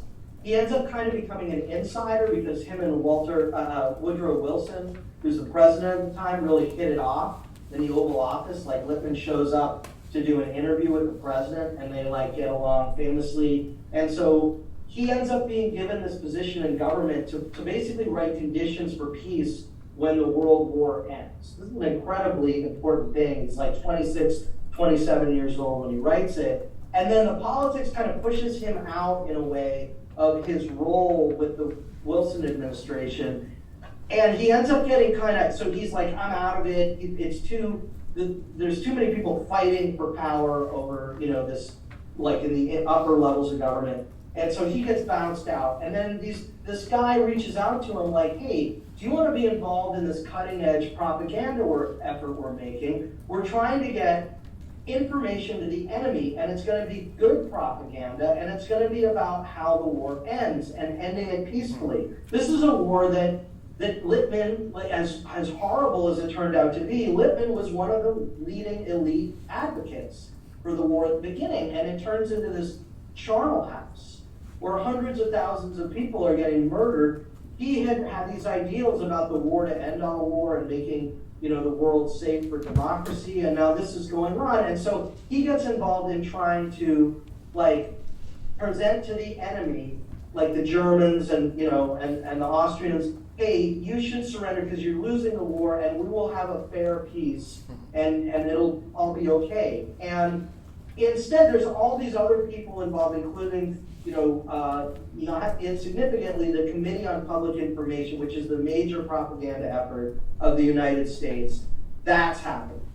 And he is getting really frustrating that the professionals, the people who really understand media, aren't being given an opportunity to do this. He's disillusioned, he gets back from the war, and it's a lot like it's a very disturbing time. 1919 in America is an incredibly disturbing time because you have the rise of the Ku Klux Klan. You have racism in the United States as bad as it's ever been. You have the flu pandemic happening. You know, the infamous, flu epidemic of what was it, 1918? You have a huge backlash to a lot of the social and labor organizers of the time, and you have, Woodrow Wilson, who's supposed to be this liberal, passes this Espionage Act, and so they're locking people up for, basically seditious information. Like, this is the darkest days for censorship since going back to the beginning of the country. They're like, for people who are publishing stuff that's socialist or liberal, they're throwing them out of the country, they're throwing them in jail. And so there's this incredibly nasty, ugly environment going on at the time. It's not in many ways all that different from now. And Lippmann starts writing, right? First thing he does is he does a book called A Test of the News. He does a study, right? Which in 1920, there were no studies that we do now on news. Like, this was pioneering. Like, nobody had tried to do a systematic study of journalism. And what does he ask? He's saying, I have a crucial question to ask. Why is everybody distrustful of the news in this environment? Why is it so crazy? And so he says, is it that people are afraid of charges of unconscious bias, just that reporters have their points of view and that they put them in? Or is it that we live in a conspiracy where the news is actually engineered, is deliberately poisoned? So he says, doubt about news today ranges from accusations of unconscious bias to downright charges of corruption. From belief that the news is colored, right, because people have their biases, to the belief that the news is poison. And the conclusion he comes to in this study, he looks at like hundreds of articles covering the Russian Revolution, is that reporters are incompetent, that they don't know how to do their jobs, and that they're biased by this pro-capitalist, by the system in which they all grow up, and that they're afraid of the Russian Revolution, they're afraid of communism, and so they didn't really see the reality that the Russian Revolution was going to succeed, that it was going to overthrow the Tsar, and so the reporters missed like what had been the biggest story of the century because their biases blocked them from seeing it coming. So when he then starts to write his essays that are called Liberty in the News, which together with The Test of the News becomes the book that he comes out with, he's starting to look at, what are the problems with our media today? And he comes up with a few conclusions. First of all, one of the things, and I just don't think we're going to have time to unpack this, but when we think about liberty, right, we think about freedom, the French, the American Revolution, right, freedom of the press, like what Elisabeth brought up a minute ago, which was, is the press free to publish, right? Lippmann is clear at the beginning of that. That's not what he's concerned. He's like, yeah, that was a worry in the 18th century during the American Revolution. We don't have the same concern about liberty. What are our concerns about liberty? We are shackled to our own opinions, to our own like nonsense, which is a lot of what you guys wrote at the beginning of this semester, right? When I asked you guys to do a forum, and a lot of people are like, every time I turn on the news, it's somebody's goddamn opinion. They're always shoving it down your throat. Nobody seems to really want to go down the middle. So then he starts to unpack this further, and that's where I get to these three problems. One is, what's created this environment where everything's opinion, facts don't matter, the truth doesn't matter, and we're just in this mess. So first problem he's saying is, we live in the 20th century now. Okay, so now we live in the 21st, but it's like the world is too complicated. And I love these quotes. He kind of has a poetry the way he writes, and he says, news comes at a distance. It comes helter-skelter in inconceivable confusion. It deals with matters that are not easily understood. It is arrived and is assimilated by busy and tired people who must take what is given to them. So there's all these problems in the world, and we don't even begin to understand them, and the news in some ways just makes it worse. It just throws all this information at us willy-nilly, right? And he's thinking about the World War at that point, right? Like something that was very far from an American's experience in 1919. Then he says that actually governments now are able to, and companies are able to manufacture information.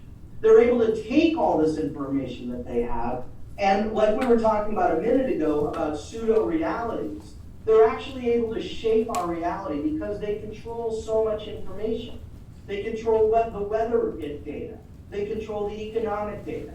They control the health data, right? You think about how this is the birth of the information state, right? You think about how much we are dependent on the American government for our information, and this is what he's talking about. He's saying they can use that to shape what we understand about the world.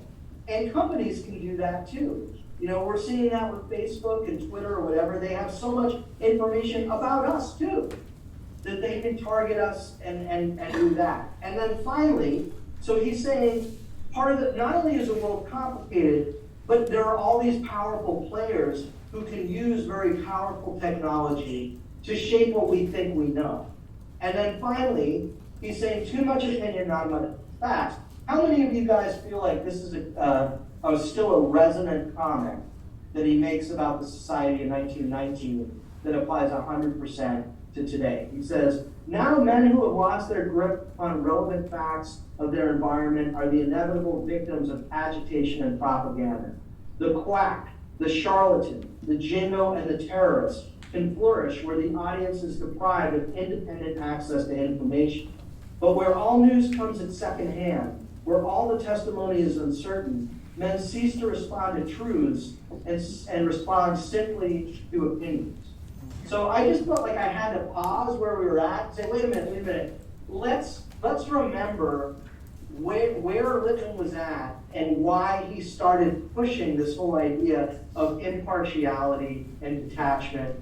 Because we're seeing so many reasons to question that, right? But if you think about what he's saying all there, that kind of gives us more sense of where somebody would be, you know what, I'm tired of hearing, right, everybody's opinion.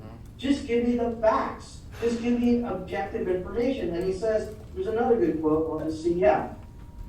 The news of the day as it reaches the newspaper's offices is an incredible medley of fact, propaganda, rumor, suspicion, clues, hopes, and fears. And the task of selecting and ordering that news is one of the truly sacred and priestly offices in a democracy.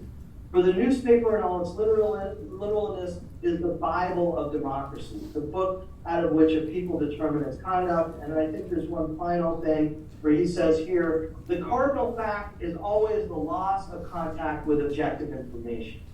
Public as well as private reason depends upon it. Not what someone says, not what someone wishes were true, but what is so beyond all our opining constitutes the touchstone of our sanity.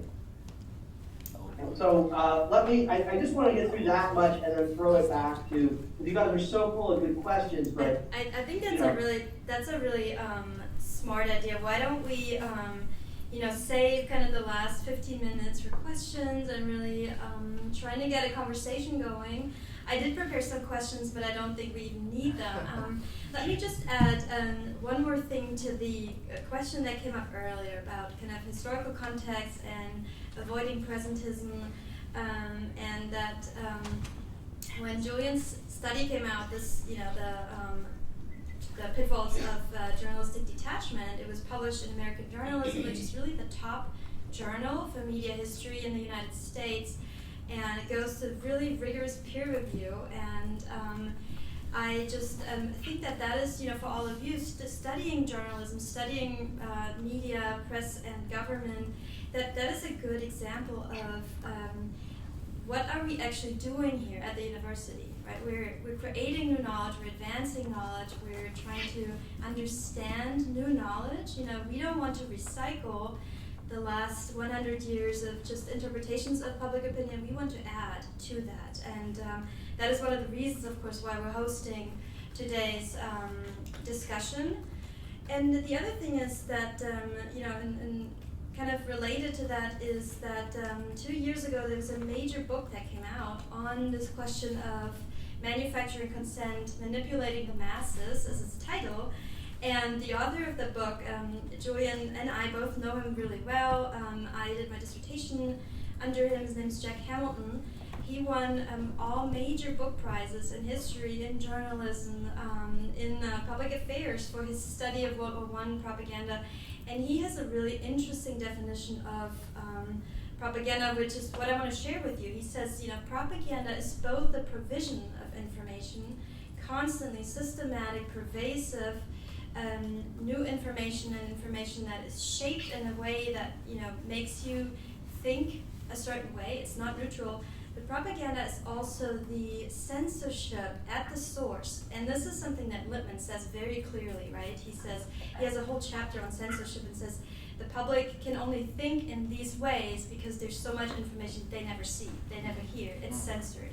And this is also what Julien emphasized in A Test of the News, the first really content analysis. So with that, I would really like to open up the floor for questions from you all, or questions from you in Hawaii.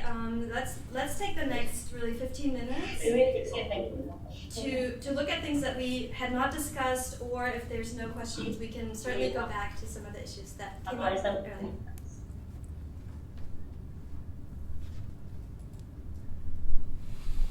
Okay, who would like to start? Any additional questions or comments, things that are on your mind, things that interest you about this topic, thoughts that you have?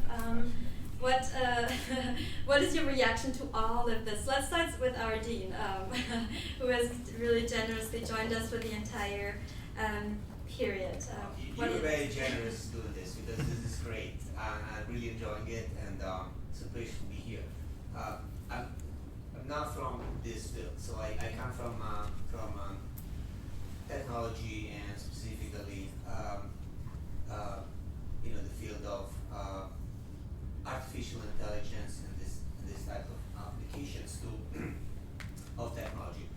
So I'm struggling with the issue of objectivity.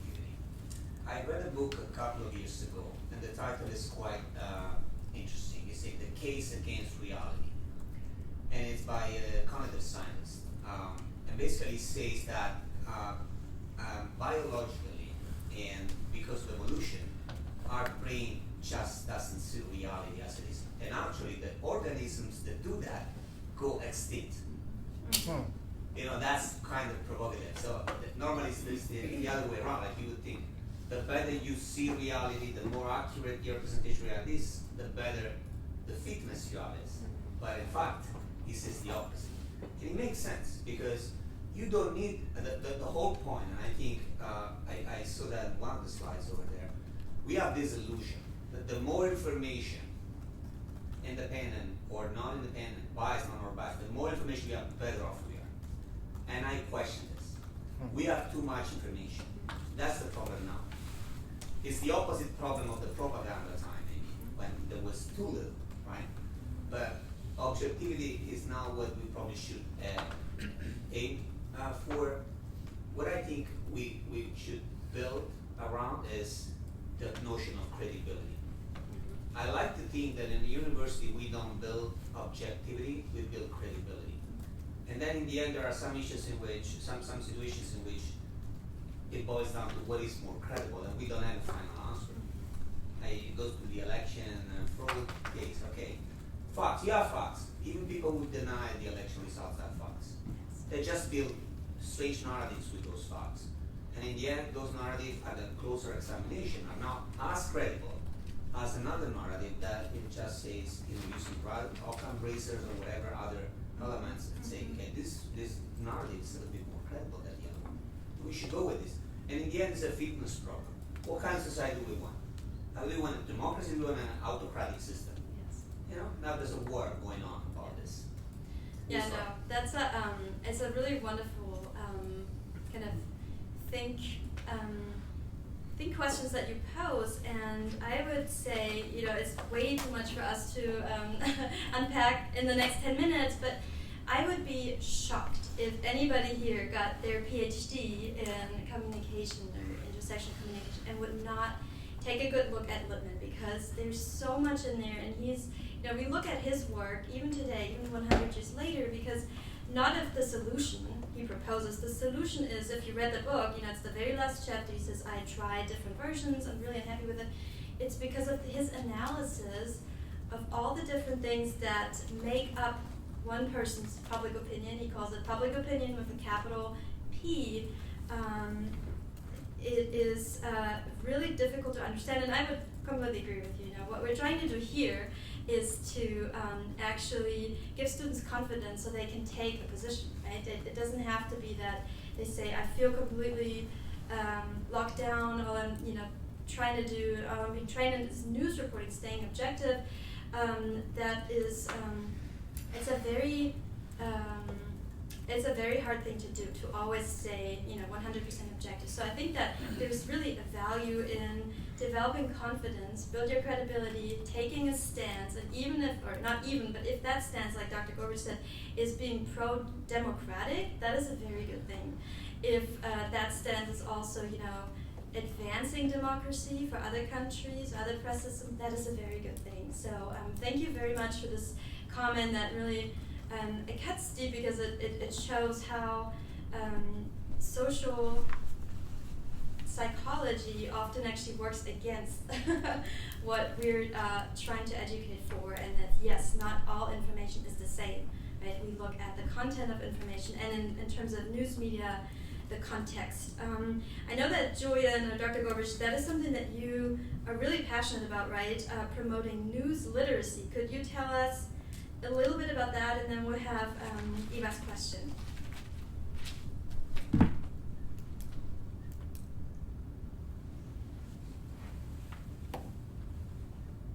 Okay, Elisabeth, can you hear me? Yeah, yes.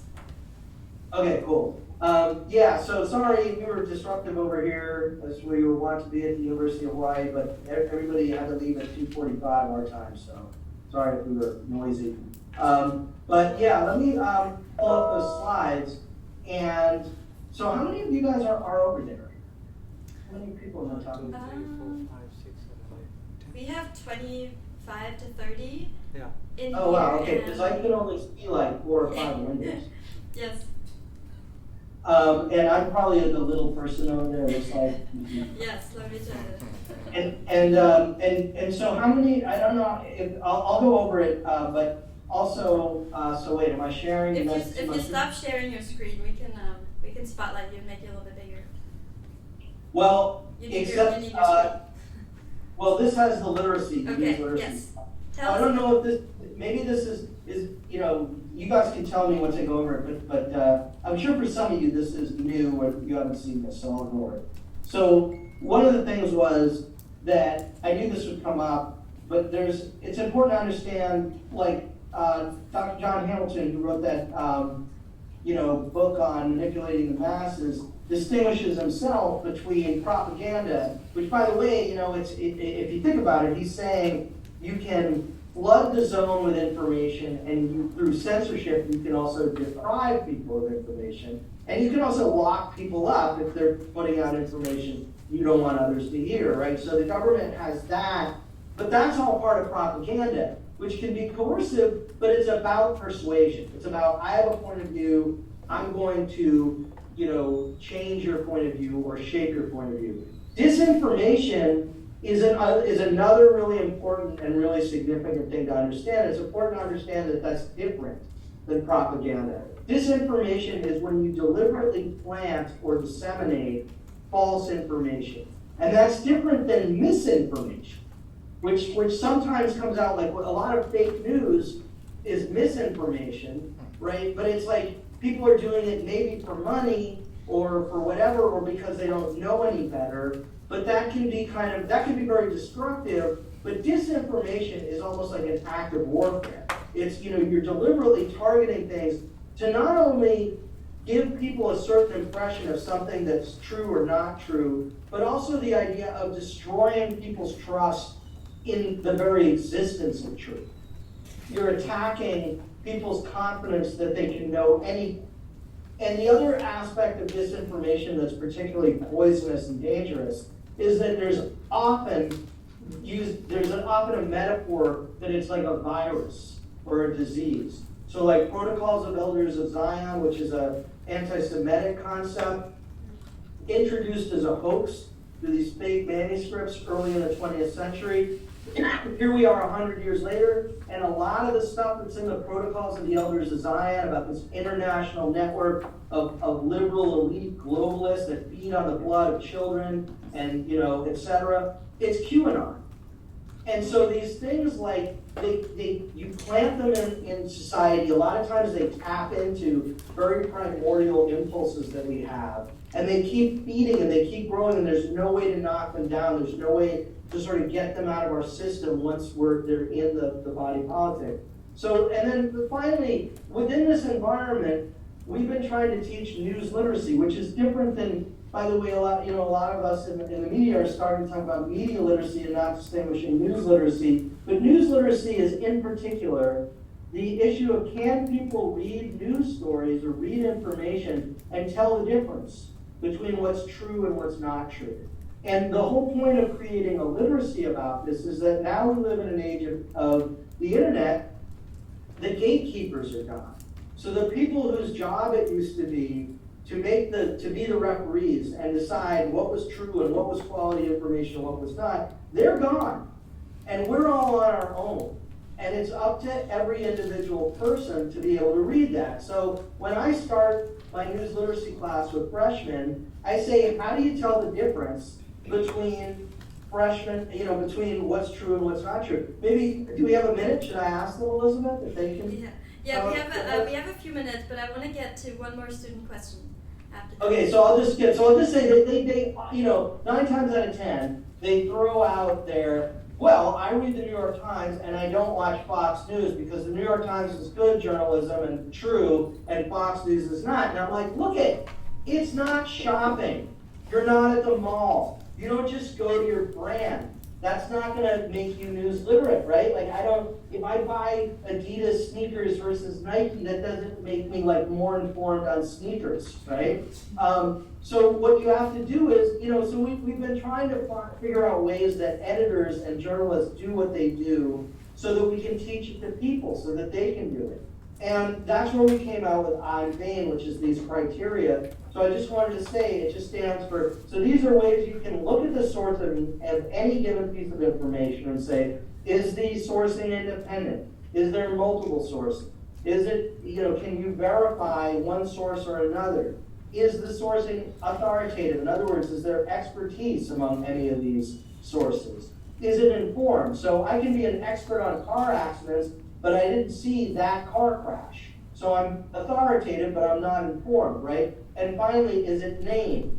And I guess the last thing I'll tell you about it is that this is like, it's like we're in an arms race. I can teach you all that, but then I'm gonna have to keep going, yeah, but you also need to know how to do this, and you also need to know how to do that. And by the way, you're gonna get fooled if you don't do this other thing, right? So it's like every time we try and come up with a strategy for how you find the truth in the world of the internet, the people who are spreading lies are like one step ahead with some new thing that's fooling us in so like teaching news literacy is very, very hard to do. And if any of you guys move from this to being professors, or you're being GAs now and you're trying to teach students news literacy, good luck. That's all I can tell you. Yes, thank you so much. I want to, Eva, you had a question up for a while now. Are you still here? Okay, she's still here. But I just wanted to add to that your point about the gatekeepers and saying that yes, everybody's on their own now, but that really, it's true, but it also, that's not the complete story, because we as young people in this democracy, we really have an obligation to share not just what we can do, right? We can write, we can look up news, right? This goes both ways. We can share it with people who are older than us, but we can also share it with the people who are a little bit younger and say, wait a minute, what are you reading at the moment? Why is this interesting to you?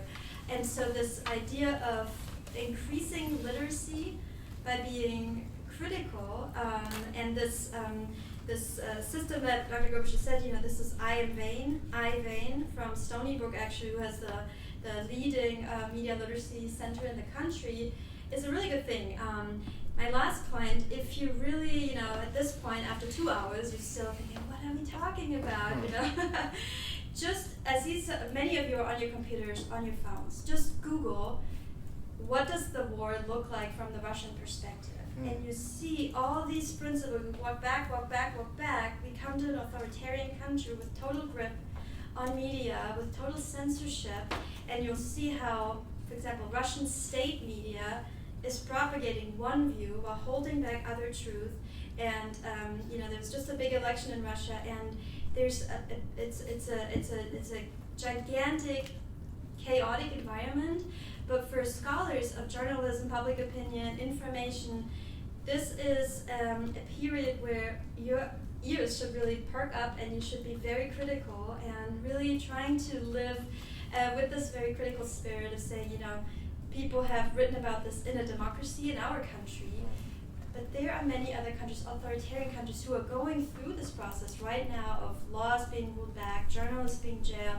Just this past weekend in Iran, 200 people killed for protesting on the streets. So it is, yes, a theoretical discussion, but it's not so theoretical once we really start using our skills.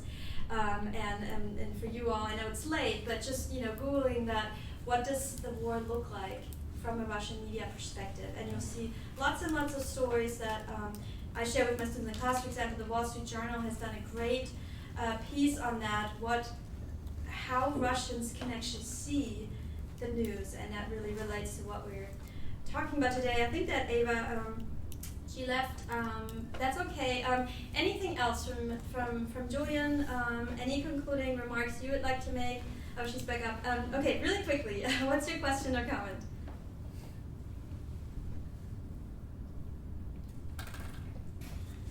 Unmute. Okay, hello. So the thing is, I think now my question's a little bit, it brings up a kind of like off-topic discussion, but it's mainly that like if you think that the press sets the agenda for an enlightened public, or if the press does what other institutions like government agencies or courts should be doing. Julien, do you have any thoughts on the institutional role of the press? Well, I think there's this really interesting interaction, right, that we've seen so much because the courts have to be objective too. And so I think that's an issue. So yeah, I think questions of objectivity, if that's what we're talking about, are really important in all these different spheres. Like we saw all kinds of interesting questions come up about it with the medical profession and advice from doctors and scientists to the public with the pandemic. But I think also maybe what you're getting at, just a couple of people in the chat raised this, and I don't know if this directly answers. Before I go off on that, do you want to maybe rephrase it? Does that get at what you're talking about a bit, or what's your question? Like, what is the responsibility of other sectors of society for this? Is that kind of what you're saying? I think it's, if I may rephrase, I think she was asking about the agenda setting process, and if the press is truly free to report on something, or if other political institutions actually set the agenda, and then the press is forced to react on that. Is that true, Eva? Yeah. Okay. Yeah, like how, if for society to be enlightened, does it rely on the press, or should other institutions be stepping up to also enlighten the people? Well, I think that when we have a media class, and I'm teaching these guys that we had today from UH, or a media history class, I warn them over and over about this idea. You guys are familiar with the expression, when you have a hammer in your hand, everything you see around you is nails. And I think it is really important. This goes back to the original quantitative researchers in media studies that warn, don't overestimate the power of the media. That's that whole idea, which I think is sort of a straw man argument, that anyone believed that the magic bullet theory, the media is all powerful.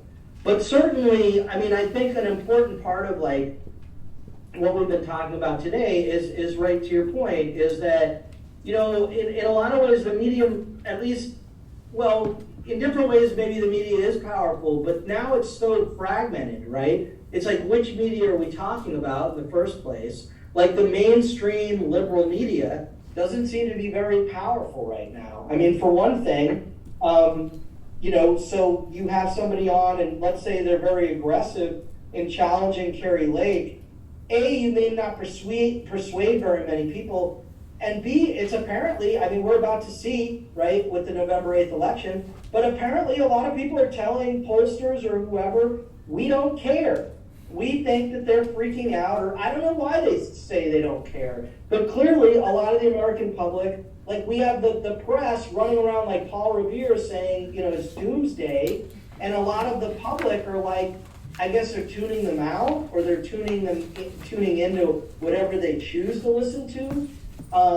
So I do think that there are real questions about what kind of power journalists have to really change anything. And I think that the essential thing, I mean, one thing that you're getting at that's really key is what Lippmann, the point that Lippmann gets to, which would have been if we'd had a longer session today, where we would have gone with all this. Because Lippmann ends up in the slides that I showed you saying, the cardinal facts and objective fact is the most important thing, and to create a professional class of journalists, they need to be objective and they need to be truthful. By the time he gets to public opinion, he's saying journalists aren't capable of this. Okay, the world is so complicated, the issues are so deep and intense, journalists are generalists, they're ill-equipped to be the arbiters of truth and democracy. So Lippmann talks about bureaus of experts. Now in 1919, that was an abstract idea. But in the world of 2022, what does that mean? That means, think tanks and research universities and the International Committee on Climate Change and, Anthony Fauci and all of the infrastructure that we have built to develop expertise and to communicate factual information that we don't trust journalists to do, because as Lippmann concluded himself, by the time he wrote Public Opinion, journalists are not experts, and this job is too difficult. In a world where there's climate change and healthcare policy and, international issues like over nuclear weapons and proliferation and everything else, journalists are bringing a knife to a gunfight, so we need experts to do this. Now, by the time, what my study shows is that by the time Lippmann's finished Public Opinion, he starts saying, I don't trust the experts either. So he switches again. And he ends up just saying, I'm just like going to go with this Buddhist Zen thing of self-discipline, self-attachment. I'm always going to be questioning myself, and I'm always going to be questioning my conclusions. And this is where we get this idea of journalistic detachment ultimately from Lippmann. And I'm saying, wow, that was a really unfortunate place to land after all that philosophical investigation by 1929, when you have the rise of Stalin and the rise of Hitler. Because you need, okay, so journalists maybe aren't experts in all these things, but with the rise of fascism, maybe you need people to take moral positions if they're going to be in the press. So that's a long answer, but I hope did that answer it? Yeah, it did. Thank you. That was a really great concluding point as well. We have to, unfortunately, end the class. It's been a long class. Thank you all for staying for 2 hours. Julien, thank you all. And Julien, I hope we can continue this conversation and that you can, join us in the PhD seminar, either virtual or in person next year, next spring. And all the best to you and your students. Please thank them again for joining us. We really had a wonderful time and learned so much from you.